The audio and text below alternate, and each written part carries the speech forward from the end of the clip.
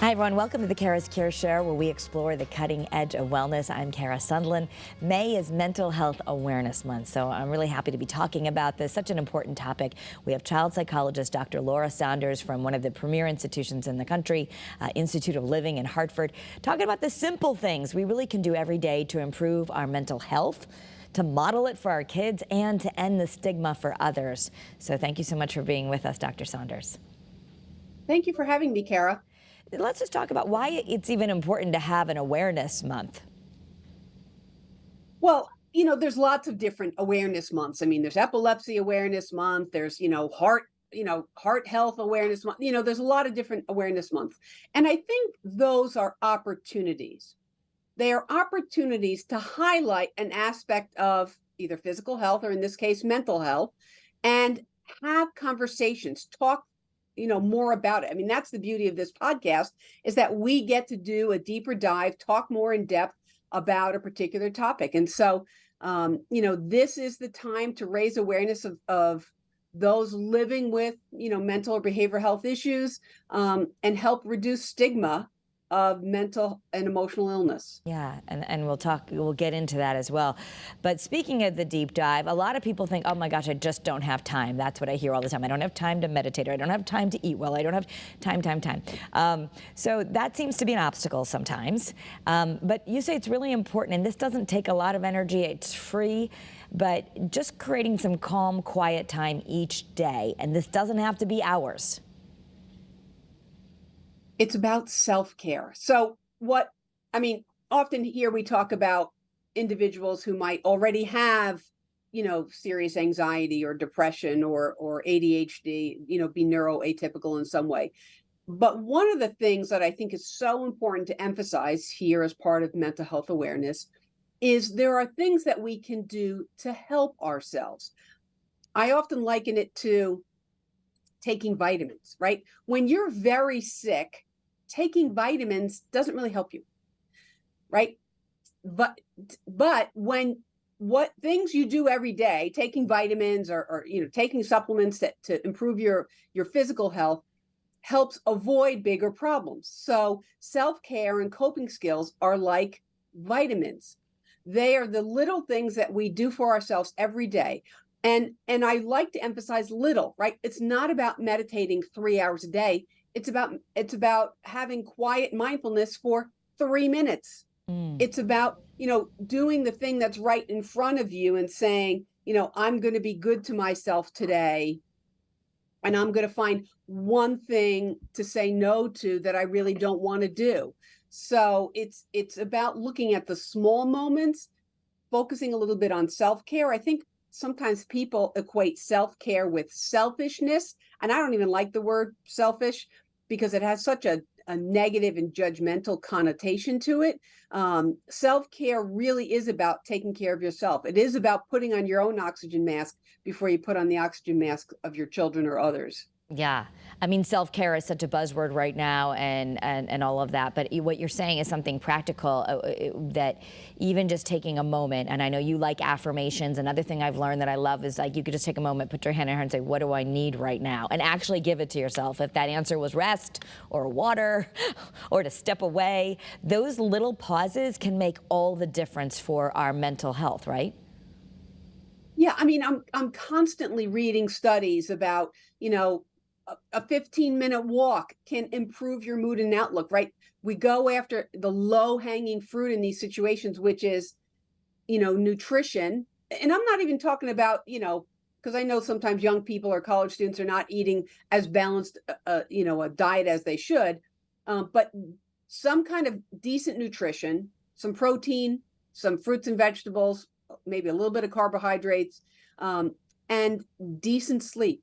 Those are the low-hanging fruit that help improve your mood and your energy. And mood and energy is how we function throughout the day.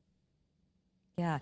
So let's talk about even modeling this for our kids. If we go back to the quiet time, you say one of the things that parents can do, would be good for us and our kids, is we just have a little moment of calm, quiet, whatever you want to call it, each day. It's carving out that time. And you can be with your child. And, I often talk about driving in the car is a great time to capture their attention, but it can also be quiet time. It's like, let's listen to our favorite song, or let's just sit here in quiet and look at all the things, as we're driving by, all the things that we see. It can be in the house. It can be that kind of quiet time together. So while you can use them for talking, it's also okay to just quiet your mind and quiet your body. And that's role modeling. You're not always saying, this is our quiet time, and during our quiet time, we have, you can say, I'm going to just sit quietly, and I'm hoping you're going to sit quietly here with me. We can read.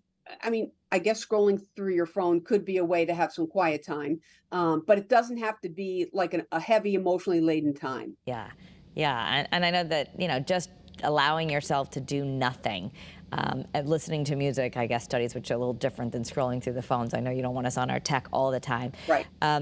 Also, I remember when I was a kid in high school and doing drama, and the drama teacher would say, when you come in here, there's no drama, you leave it at the door. That's also the language you'd like to have us use at home, because it teaches us to compartmentalize and teaches our kids to compartmentalize. Right. I mean, doing especially on a day where you feel like your kids are bringing home all their frustration and aggravation from school, you'd say, okay, we're going to do a leave it at the door exercise. You march them back out. You open the door and you say, proverbially, leave your baggage here in the basket that's outside the door, whatever it is. Now that doesn't mean you can't talk about it. That doesn't mean you can't talk about what made you upset or frustrated or worried or anxious during the day, but to carry those emotions over and not do something with it. So you leave it at the door. So it is an important skill to learn, obviously for children, but for us as adults to do and to model, to compartmentalize. Yeah. If we carry over our frustration from every setting into the next setting, it's just going to, make everything not good for us. Yeah. So just practicing using that internal pause button. You can come back to it later. For college students, it's a stressful time. They're studying for exams right now. They probably think their whole future's hanging in the balance. What advice do you have for their mental health? So this is crunch time, right? My own daughter's coming back from college today. My son's graduating from Purdue in a couple weeks. Like, this is crunch time. They're anxious, they're frustrated, they're really feeling a lot of pressure. Self-care is equally as important. And while I would love it if these young people would tell me that, yes, I've been eating better and getting enough sleep, I think that's the difficulty, is that those are two things that they tend not to do. When I say all the time, they're the easiest ways to positively affect mood and energy.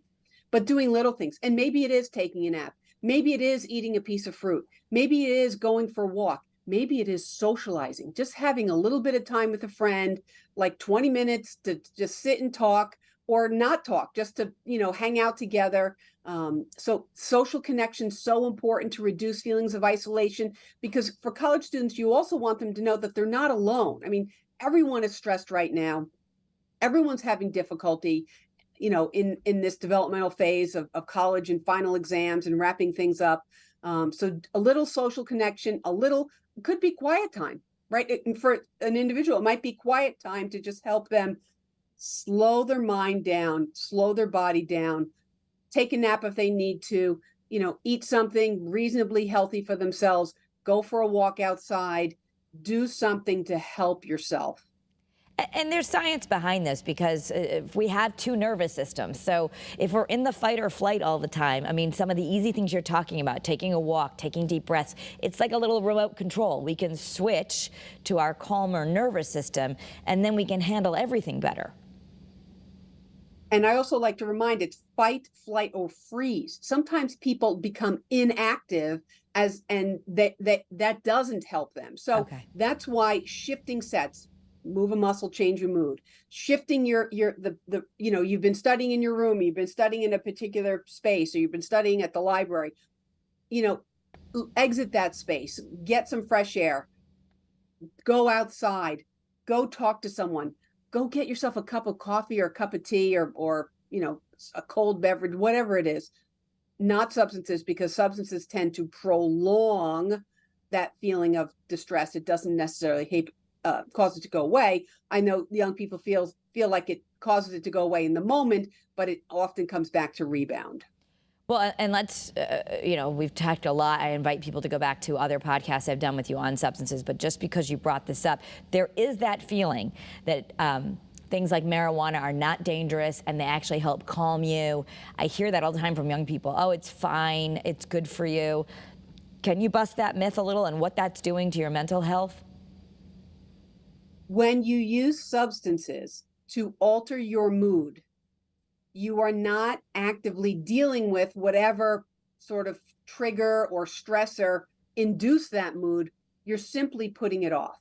And anything done, I don't care if it's, people shouldn't be drinking alcohol every day. People shouldn't be smoking marijuana it's doing that as your sole means of coping is actively not addressing what's going on. It's not dealing with identifying what the trigger should be, and it's not dealing with the ensuing mood or distress that you're feeling.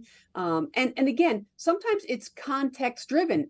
You've got exams coming up, you've got finals, you've got papers due, you've got a project you've kind of put off. I understand that there's stress out there, but engaging in the use of substances does not actively address that stress. It just puts it off, and then often what we see is there's a rebound effect. And we've seen that, there have been more articles coming out about whether it be vaping or marijuana or some of the cannabis oils that are out today are different than 20, 30 years ago. And young people, we're even seeing the onset of some of these things like anxiety and depression when they're using them, especially too often. Is that right? Yeah, you can get rebound. Well, let's remember, so marijuana is actually a depressant on the system, just like alcohol.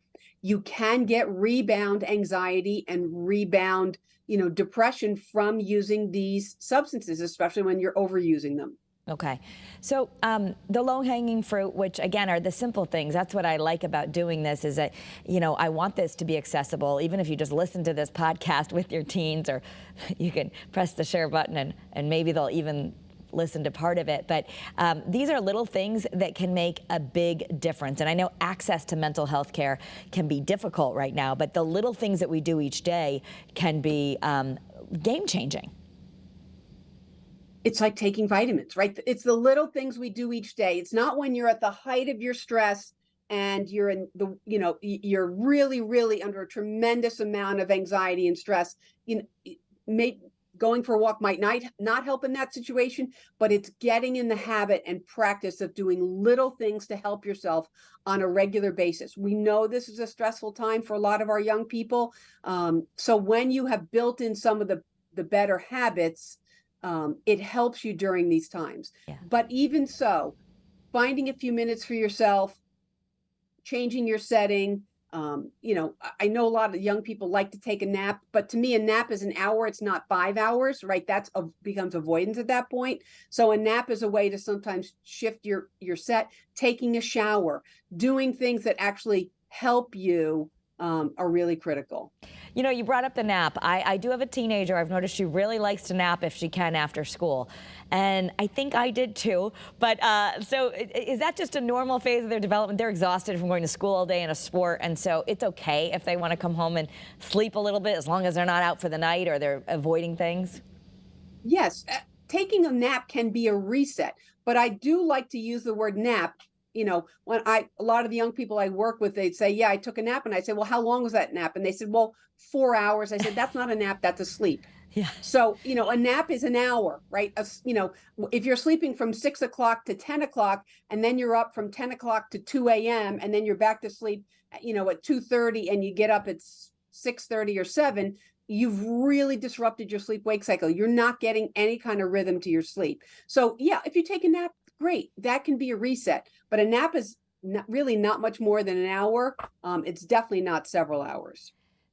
So as we're listening to this, and part of this is ending the stigma. Dr. Amen, who's been on this show before, and I follow him, I recommend him as a mental health follow. He really breaks things down practically, a lot like how you do. But he said, part of it, he'd like to hear everyone just call it brain health. I mean, we can't have good physical health without good mental health, right? So that's part of ending the stigma? Stigma is a set of negative beliefs about someone or about an aspect of identity. And, it's an expectation of rejection based on an aspect of identity. So if we don't talk openly about things, if we don't talk openly about the fact that there are people with significant anxiety or depression who've experienced trauma, or who are neuroatypical in some way, or may have a significant mood disorder, may have a bipolar disorder with hypomania or mania and depressive episodes. And while I don't want people to become their disorder, right? They may have a bipolar disorder, or they may have an attentional disorder, or they may have anxiety. They are not bipolar, or they are not anxiety, right? So, but that part of that is talking openly, realizing that, 1 in 5 people have some type of mental health issues. So it's not as uncommon. It's just that we don't talk about it. Right, 1 out of 5. So you think about the other, that's more than breast cancer. That's, I don't know if it's more than heart disease. I don't have the figures in front of me, but that's a lot. We're talking about 20%. Yes. I want you to take a moment, maybe help us navigate. That means most of us have a loved one with a mental health disorder. And it can be really hard, especially if you're a child of someone who has mental health issues, or you're a sibling, anyone that you love, that you watch them struggle. How can the folks who are trying to help their loved ones keep their mental health intact when they're watching some of this destruction? So that's a really, really important topic, and that's probably a whole deep dive in and of itself, is how you as an individual can be supportive to your loved one, right? Parent, sibling, partner, child, adult child, how you can be supportive, but not become completely engrossed in it, and how not to get to the point where you are enabling or worsening their symptoms or their issues, right? So a lot of times when we work with young people with severe anxiety, we really look at the parents and how sometimes parents' behavior, and again, parents act in a way that truly, they try to act in, I believe in the best interest of their children, but sometimes they engage in behaviors that enable or worsen the anxiety. And then they too need to learn some strategies to step back, allow their child to experience something so that then they can work it out themselves. So this is not about blaming people. This is definitely not about blaming parents. It's the hardest job in the world. But this is about looking at how your ability to be supportive to a loved one cannot overtake your life. And let's talk about that, because one of the things that's being recommended, especially for kids who are under 18, is they call it parent training. It's actually, if your child is diagnosed with something, ADHD, whatever, you have someone who has emotional regulation issues, and they, part of the parent training, where there's science behind this, would be, I guess, we have to learn how to take a step back and not just move in for a rescue. Parenting's the hardest job in the world. And we don't really get any other job that you take on, you get training, you have learning periods. And the thing about parenting is, how you parent as parent an infant is different than how you parent a toddler, is different than how you parent elementary school, middle school, high school, young adult, and adult, right? It's constantly changing. So the manuals are constantly changing. And so the more we can learn ways to better manage our own issues, because, not to get into a whole family systems theory here, but we each bring the baggage of our childhood into parenting our children. And so until you've really sorted out the baggage from your own childhood, and I'm not even saying baggage as good or bad, it's just baggage, it's just there. So the more you sort out your own baggage, the better you can be to not repeat some of the more negative cycles or more negative patterns that you grew up with. But that takes a level of self-reflection, and that can be very uncomfortable for people. Yeah. I mean, I personally, and those who are listening here, I hope you probably heard this. I'm a big fan of therapy, and I certainly have engaged in it for all different times. And sometimes it's been called not medically necessary. I'm like, that's fine. I just want to get a good handle on things. So it's something that we can do for ourselves. But let me ask you, when do we've talked about this before, but I think it's important on this podcast as we talk about May being Mental Health Awareness Month. When do you really need, what's the litmus test to, I need to see someone, or my child needs to see someone? The guideline that I use is it hindering their functioning, or is it hindering your functioning? So you might be struggling with anxiety, but for the most part, you've developed some strategies and you're kind of managing it. But now the anxiety is such that it's harder to leave the house, or now you might be missing some days of work, or, you know, for children, missing days, like you can't get yourself to school. The stomach aches are so bad. And right, we know that children really engage in what we call somatic complaints as a way to kind of operationalize what's actually going on for them emotionally. So they might say, you know, their arm hurts, their head hurts, their stomach hurts, they feel nauseous. And I'm not denying that those are real symptoms. What I'm saying is that they're symptoms of a deeper issue that need to be addressed.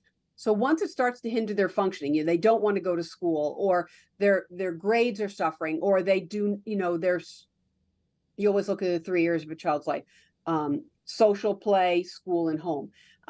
You know, they're never leaving their room, right? They don't ever leave their room. They're not socializing. They make it to school, but they barely make it to school. And now their grades are struggling, right? Your functioning is being hindered in some way. And so at that point, you know, you look for the pattern. Is it a day, or has this been going on for 3 weeks? Because if it's been going on for 3 weeks, that's a little bit more serious and something that we need to address. We all have bad days. Sometimes we all have a bad couple of days. But once it starts to really hinder our functioning, then it's time to take some additional steps. Right. And, you know, it's hard sometimes, especially with teenagers. That's their favorite place, right, to be in their room. But you would say those little hallmarks, like, can we come down and at least have dinner? Or can we, you know, the basic chores, you know. But I guess at certain ages, they do want to be in their rooms a lot. So is that normal? Yeah. And so that I'm okay with taking time for yourself, but not if you've quit tennis because you just don't have the energy, and you're actually not even socializing with friends on the weekend because it's so, you know, you're so angry or moody or irritable. So you want to see that it's infringing on you know, the 3 core areas of a child's life. Yeah. As you sit there on the other side of the couch all the time. So, you know, we always joke that it's Free Therapy Wednesday when you come on Great Day, Connecticut. What do you wish people knew that often they come to you and they don't know? It's okay not to be happy. Okay. I think that, you know, while it's written into our Constitution, it is too lofty a goal. I tell people all the time that it's much more realistic. It's a much more achievable goal, is to just feel okay. Was it an okay day? Yeah, it was an okay day. Great. That happiness is, you know, our lives are meant to be peaks and valleys. It's not meant to be all happiness. And certainly, you know, it's really hard to get up each day if you feel all sadness or low energy. But okay is as good a goal as anything else. Yeah, yeah. Okay, so right, we're not going to be happy all the time, or sometimes that phrase of "I'm okay." As long as I'm okay, you're doing okay. And of course, if you're never feeling happy, you might want to address that. But Right. Reality is, we're not meant to all the time feel happy. I think I've also heard the term, like, "Are you at least peaceful? Can you be peaceful?" Right. I mean, I use the word okay, but it could be like, are you content? Are you quiet on the inside? Do you have a sense of peace? Right. There's also different ways to sort of phrase it. But just that pursuit of happiness seems like such a lofty goal. I want to ask you some other questions that I've seen written about in social media that I don't know if are true or not, but like the idea of, you know, misdiagnosing kids and getting that diagnosis right. Are they just struggling with anxiety, depression? Is it some emotional regulation issues related to something like ADHD, or could they have bipolar? And I've heard it's, you know, very difficult and often not a good idea. We've made mistakes in the past to diagnose kids young with bipolar.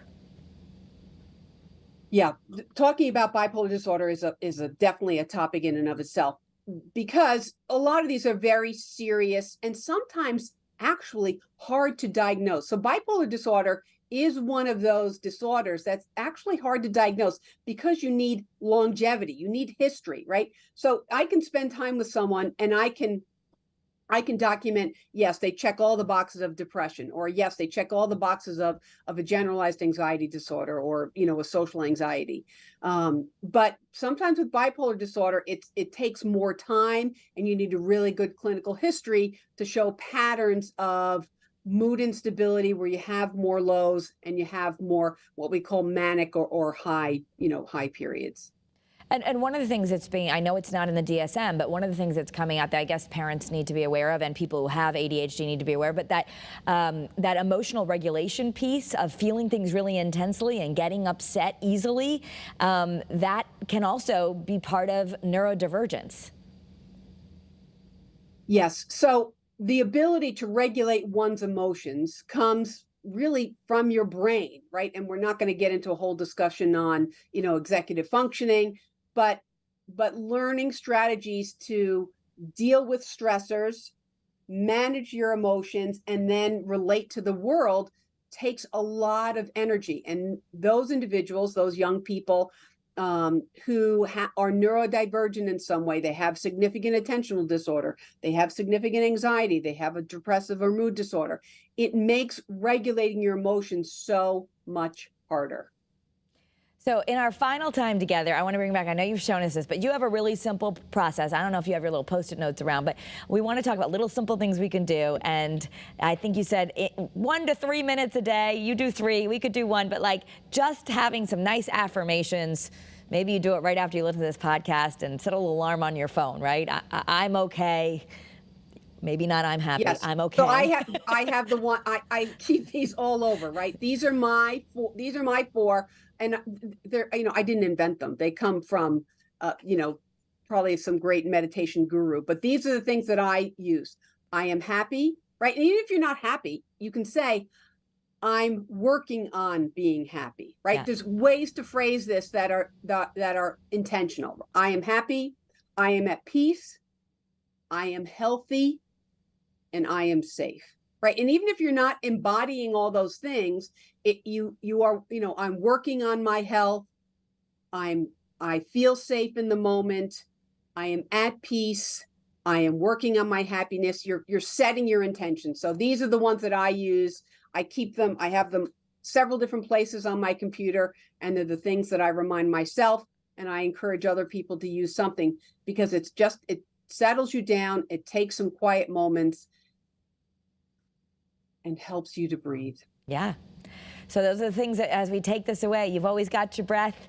Build in a little calm time, adding some affirmations, you get extra credit, and just taking this time every day to give yourself a little self-care, sleep, nutrition. Those would be your takeaways on this May of Mental Health Awareness Month. All of it free, all of it easy, and at least we can help just have better days. So thank you for sharing the simple things, Dr. Saunders. Thank you for having me, Kara. And that is our time for Kara's Cures. You can follow me at Kara Sundlin. I do like to share this content there. I have a Facebook group. Just search Kara's Cures. And we hope you have a great day and be well.